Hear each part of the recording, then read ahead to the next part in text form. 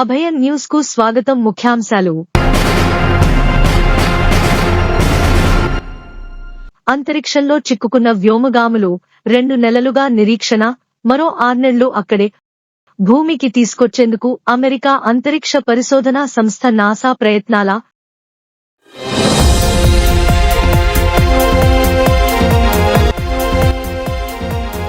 8 రోజుల అంతరిక్షయానం కోసం అంతర్జాతీయ అంతరిక్ష పరిశోధనా కేంద్రానికి వెళ్లిన అమెరికా వ్యోమగాములు బారీ విల్మోర్, భారతీయ మూలాలున్న సునీత విలియమ్స్ స్పేస్ లో చిక్కుకుని తిరిగి భూమికి చేరుకునేందుకు 8 నెలలు నిరీక్షించాల్సిన పరిస్థితి ఏర్పడింది.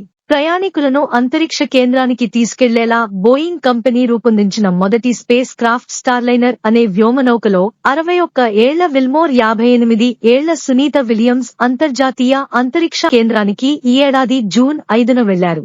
కొత్తగా రూపొందించిన ఈ అంతరిక్ష వ్యోమనౌక పనితీరును పరీక్షించడానికి వీరిద్దరిని అమెరికా అంతరిక్ష పరిశోధనా సంస్థ నాసా ఇందులో పంపింది. ఈ వ్యోమనౌక ఇంటర్నేషనల్ స్పేస్ స్టేషన్ కు చేరుకోవడానికి ముందే ఇందులో ప్రొపల్షన్ సిస్టంలో లీకులు, థ్రస్టర్స్ మూసుకుపోవడం వంటి సమస్యలు వచ్చినా వ్యోమగాములు సురక్షితంగా అంతరిక్ష కేంద్రానికి చేరుకోగలిగారు. స్టార్లైనర్ లో సాంకేతిక సమస్యలు తలెత్తినందున అందులోనే భూమిపైకి తిరిగి రావడం సురక్షితం కాదు. ఈ నేపథ్యంలో అంతరిక్షంలో చిక్కుకుపోయిన 2 వ్యోమగాములను సురక్షితంగా భూమ్మీదకు తీసుకువచ్చేందుకు తదుపరి చర్యలపై అమెరికా అంతరిక్ష పరిశోధనా సంస్థ నాసా ప్రయత్నిస్తోంది.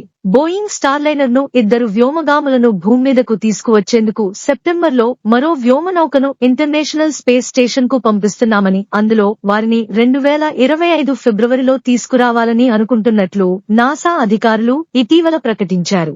వారి కోసం స్పేసెక్స్ తయారు చేసిన క్రూ డ్రాగన్ వ్యోమనౌకను అంతరిక్ష కేంద్రానికి 4 వ్యోమగాములతో పంపించే ప్రయత్నాలు చేస్తున్నట్లు వెల్లడించారు. 8 రోజులు ఉండటానికి వెళ్లిన వీరిద్దరూ ఇప్పుడు అంతర్జాతీయ అంతరిక్ష కేంద్రంలోనే 8 నెలలు ఉండాల్సి వస్తున్నందున దుస్తులు, ఆహార పదార్థాలు, ఆక్సిజన్, ఆరోగ్యం వంటి సమస్యలు తలెత్తే అవకాశం ఉన్నందున వాళ్లకు అవన్నీ అందజేసేందుకు వారం రోజుల క్రితం స్పేసెక్స్ రాకెట్ ను పంపించినట్లు నాసా ప్రకటించింది.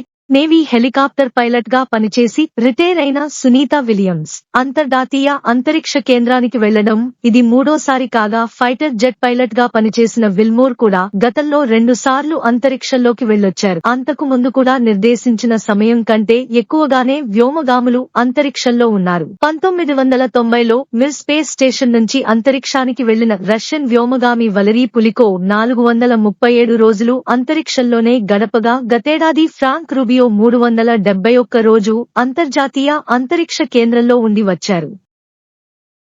అభయన్ న్యూస్ ను సబ్స్క్రైబ్ చేసుకోండి, లైక్ చేయండి, షేర్ చేయండి, కామెంట్ చేయండి. ఇవి ఈనాటి వార్తలు. రేపటి వార్తలతో మళ్ళీ కలుద్దాం. అంతవరకు సెలవు. నమస్కారం.